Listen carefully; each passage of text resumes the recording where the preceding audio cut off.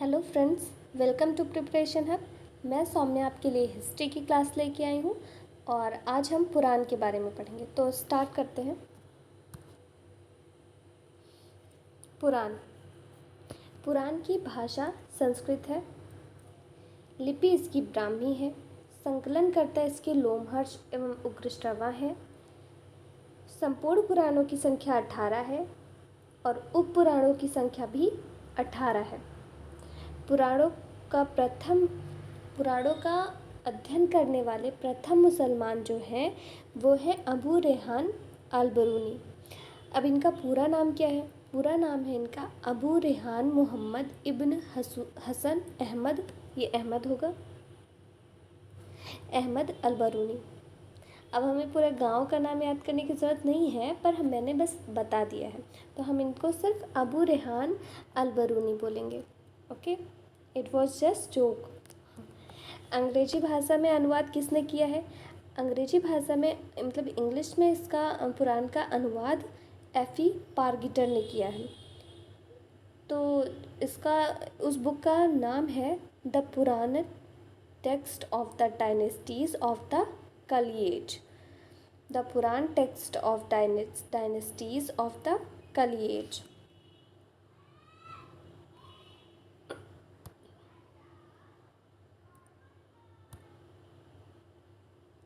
अभी जो 18 पुराण है, मैंने बताया ना अभी आपको कि संपूर्ण पुराण 18 है और उपपुराण भी 18 है। अब जो ये 18 पुराण है, इनमें से 5 में ही राजाओं की वंशावली पाई जाती है। ठीक है, 5 पुराणों में ही वंशावली पाई जाती है। अब ये कौन कौन से पुराण हैं? ये है मत्स्य पुराण, वायु पुराण, विष्णु पुराण, ब्राह्मण पुराण और भागवत पुराण। इन पुराणों में राजाओं की वंशावली पाई जाती है। अधिकतर पुराण जो हैं वो सरल संस्कृत श्लोक में लिखे गए थे। ये क्यों किया गया था? ये इसलिए ताकि लोगों को आसानी हो पढ़ने के लिए। अब जिन्हें वेद पढ़ने का मतलब जो नहीं पढ़ सकते थे, जैसे स्त्रियां और शूद्र वेद को नहीं पढ़ सकते थे, लेकिन फिर भी उन्हें पुराण सुनने की अनुमति थी। वो पुराण सुन सकते थे और पुराणों का पाठ पुजारी मंदिरों में किया करते थे। ओके,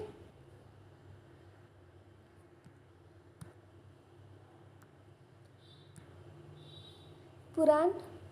अब ये जो पुराण थे जो जिनमें राजाओं की वंशावली थी, जो इम्पोर्टेंट है मैं बता दे रही हूँ। मत्स्य पुराण में आंध्र सातवाहन वंश की वंशावली पाई जाती है। विष्णु पुराण में मौर्य वंश की वंशावली पाई जाती है।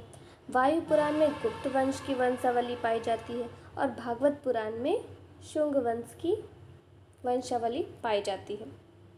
अब सबसे छोटा पुराण कौन सा है? सबसे छोटा पुराण भविष्य पुराण है। सबसे बड़ा पुराण स्कंद पुराण है। सबसे प्राचीन पुराण मत्स्य पुराण है। ये इम्पॉर्टेंट है, पूछा जाता है अक्सर। सबसे नवीन पुराण कौन है? सबसे नवीन पुराण गरुड़ पुराण है।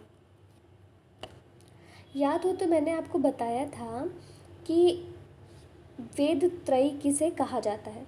वेद त्रयी ऋग्वेद, यजुर्वेद और सामवेद को वेद त्रयी कहा जाता था। वैसे ही गीता, उपनिषद और ब्रह्म सूत्र को प्रस्थान त्रयी कहा जाता है प्रस्थान त्रयी।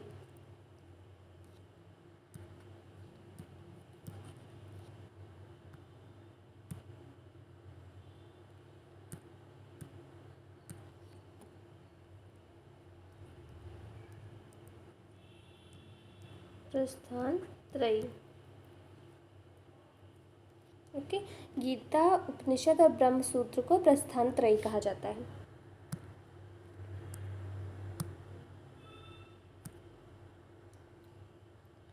देखिए, हमने क्या क्या पढ़ा था? हमने ब्राह्मण साहित्य में वैदिक साहित्य पढ़ा, वैदिकेतर साहित्य पढ़ा। अब वैदिक साहित्य में वेद थे, ब्राह्मण ग्रंथ थे, आरण्यक ग्रंथ थे, उपनिषद थे। ठीक है, और वैदिकेतर साहित्य में वेदांग थे, स्मृतियाँ थी, महाकाव्य थे, पुराण थे। ठीक है, ये सब चीज़ें जो है ब्राह्मण ग्रंथ में थे। अब अब्राह्मण ग्रंथ में जैन साहित्य धर्म ग्रंथ आ जाता है और बौद्ध धर्म आ जाता है, बौद्ध धर्म ग्रंथ। तो हम अब्राह्मण साहित्य पढ़ेंगे। अब्राह्मण साहित्य में सबसे पहले बौद्ध धर्म के साहित्य। बौद्ध धर्म के साहित्य की भाषा पाली होती है।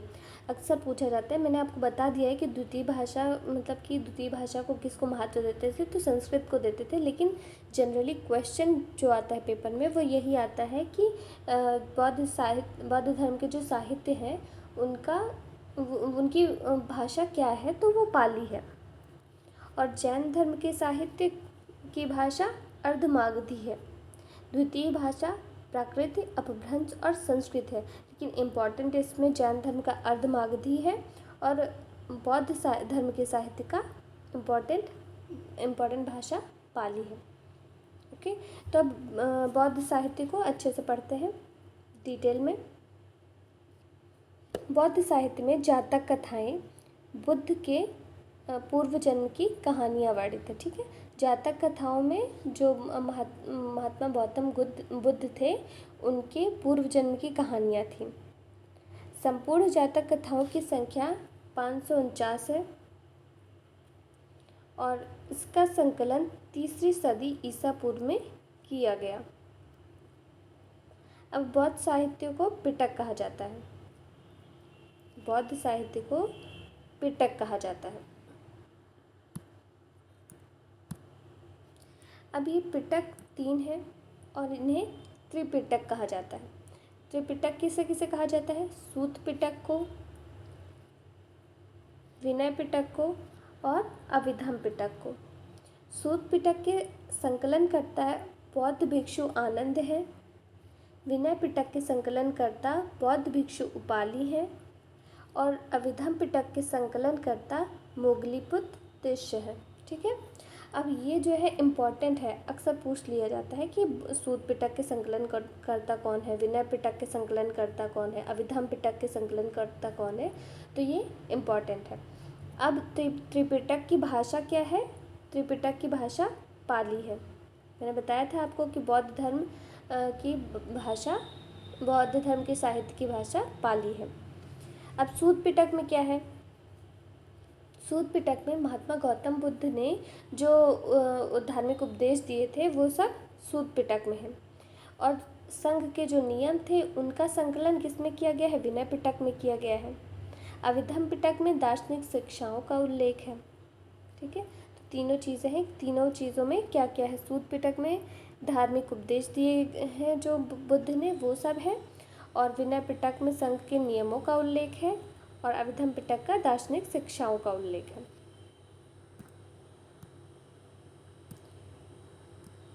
अब जैन साहित्य देख लेते हैं। जैन साहित्य को आगम कहा जाता है। कंफ्यूज नहीं होना है। बौद्ध साहित्य को जिसमें पूर्व जन्म की कथाएं हैं वो जातक थी और जैन साहित्य को आगम कहा जाता है। जैन साहित्यों का संकलन द्वितीय संगीति में किया गया है। अब ये जो संगीतियाँ हैं ये बहुत इम्पॉर्टेंट है, स्पेशली बौद्ध धर्म की जो संगीतियाँ हैं वो कुछ ज़्यादा ही इम्पॉर्टेंट है। जब मैं बौद्ध धर्म और जैन धर्म को डिटेल से पढ़ाऊँगी तब आपको इन संगीति के बारे में बताऊँगी। ठीक है, तो अभी इतना ही पढ़ते हैं, जिसमें द्वितीय संगीति में जैन साहित्यों का संकलन किया गया है, जिसमें 12 अंग हैं, 12 उपांग हैं, 10 प्रकीर्णन है, 6 शोध सूत्र हैं, 4 मूल सूत्र हैं। ये सब जैन साहित्य में इन सब का संकलन किया गया है।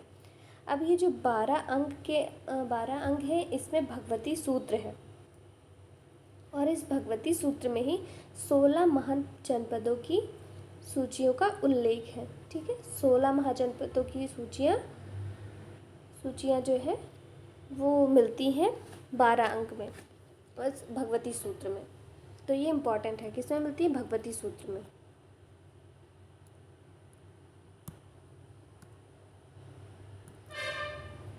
तो इतना हमारा जैन धर्म ग्रंथ और बौद्ध धर्म ग्रंथ ये पूरा हो गया। ये सब अब्राह्मण ग्रंथ में आता है। अब हम स्रोत पढ़ रहे थे। स्रोत में हमने धार्मिक साहित्य पढ़ा और लौकिक साहित्य, दो चीज़ें थी। अब धार्मिक साहित्य के बारे में जितना था, ब्राह्मण साहित्य और अब्राह्मण साहित्य, हमने दोनों पोर्शन ख़त्म कर लिया, उनके सारे पार्ट्स को ख़त्म कर लिया। अब लौकिक साहित्य है। लौकिक साहित्य क्या होता है? लौकिक साहित्य होता है जब राजा महाराजाओं के शासन काल में उनके दरबारी कवियों या इतिहासकारों द्वारा जिन साहित्यों का संकलन किया जाता है वो लौकिक साहित्य कहलाए। ठीक है। अब कौन कौन से साहित्य हैं, क्या रचनाकार उनके कौन है, उन्होंने किस बारे में कहा है उस साहित्य में, ये सब कुछ हम देख लेंगे। ठीक है। कई बार पूछता है कि ये बुक के जो है रचनाकार कौन है, या इस बुक में क्या दिया गया है, किससे संबंधित है, तो ये सब जो है हम देख लेंगे। मुद्रा राक्षस के रचनाकार विशाखदत्त हैं। इसमें मौर्य वंश की जीवनी के बारे में लिखा गया है, साथ ही गुप्त वंश के संस्थापक का उल्लेख किया गया है। तो ये गुप्तकालीन रचना है। अब ये पूछ सकता है कि मुद्रा राक्षस किस काल में लिखा गया है या किस काल की ये पुस्तक है, तो गुप्तकालीन रचना है मुद्रा राक्षस। इसके बाद बृहत कथा मंजरी। बृहत कथा मंजरी को के रचनाकार है क्षेमेंद्र। अब ये मौर्य वंश से संबंधित है। ठीक है। मौर्य वंश के काल के से संबंधित है बृहत कथा मंजरी। इसके बाद है अर्थशास्त्र। अर्थशास्त्र बहुत ही इम्पोर्टेंट बुक है। इसे किसने लिखा था? कौटिल्य या फिर चाणक्य ने, जो चंद्रगुप्त मौर्य के एक तरीके से प्रधानमंत्री थे, जिनकी वजह से उन्होंने मतलब सिंहासन प्राप्त किया था, वो कौटिल्य या चाणक्य हैं। इन्होंने बुक में क्या लिखा है? देखिए, कई बार पूछता है कि अर्थशास्त्र किससे रिलेटेड है। अब कहने के लिए तो अर्थशास्त्र जो है इकोनॉमिक्स से रिलेटेड है, लेकिन ऐसा नहीं है। ये राजनीतिक या लोक प्रशासन पर लिखी गई पुस्तक है। अर्थशास्त्र को वो वाला मतलब इकोनॉमिक्स से रिलेट मत करिएगा। इसके बाद है देवीचंद्र गुप्तम। देवीचंद्र गुप्तम के रचनाकार है विशाख दत्त। अब इसमें गुप्तकालीन घटनाओं का उल्लेख हुआ है। देवीचंद्र गुप्तम, विशाख दत्त और गुप्तकालीन घटनाओं का उल्लेख है।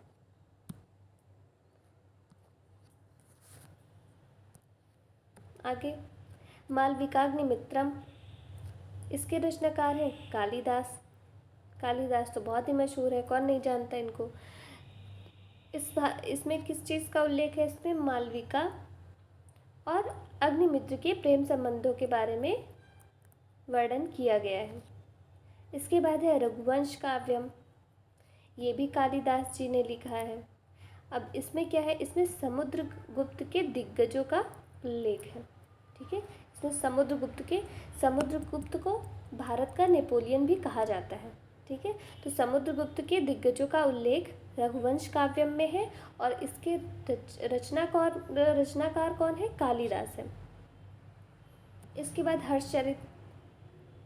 हर्षचरित के रचनाकार बाणभट्ट हैं। इसमें हर्ष के काल की घटनाओं का उल्लेख है। अब हर्षवर्धन है जो संगम पे जाते थे, हर 6 वर्ष पे संगम पे जाते थे। पृथ्वीराज रासो को चंद्रवरदाई ने लिखा है। इसमें पृथ्वीराज चौहान और संयोगिता के स्वयंवर का वर्णन है। I think everyone knows this.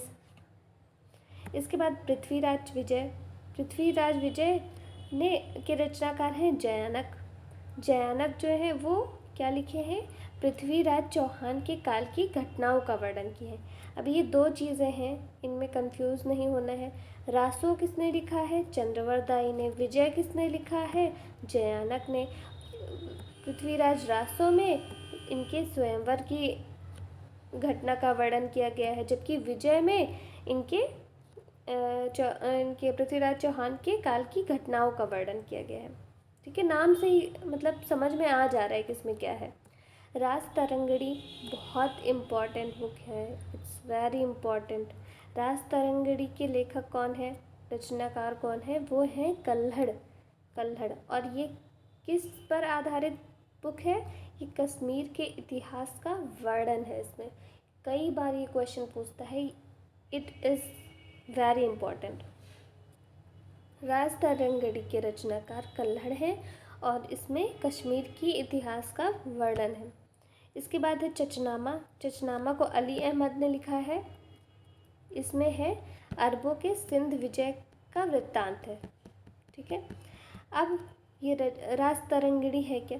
राज तरंगिणी भारत की प्रथम ऐतिहासिक ग्रंथ है। इसकी रचना 12वीं सदी में कल्हड़ द्वारा की गई थी। ठीक। जो 12वीं सदी में सबसे पहली ऐतिहासिक ग्रंथ है भारत की, समझ लीजिए, भारत की प्रथम ऐतिहासिक ग्रंथ है।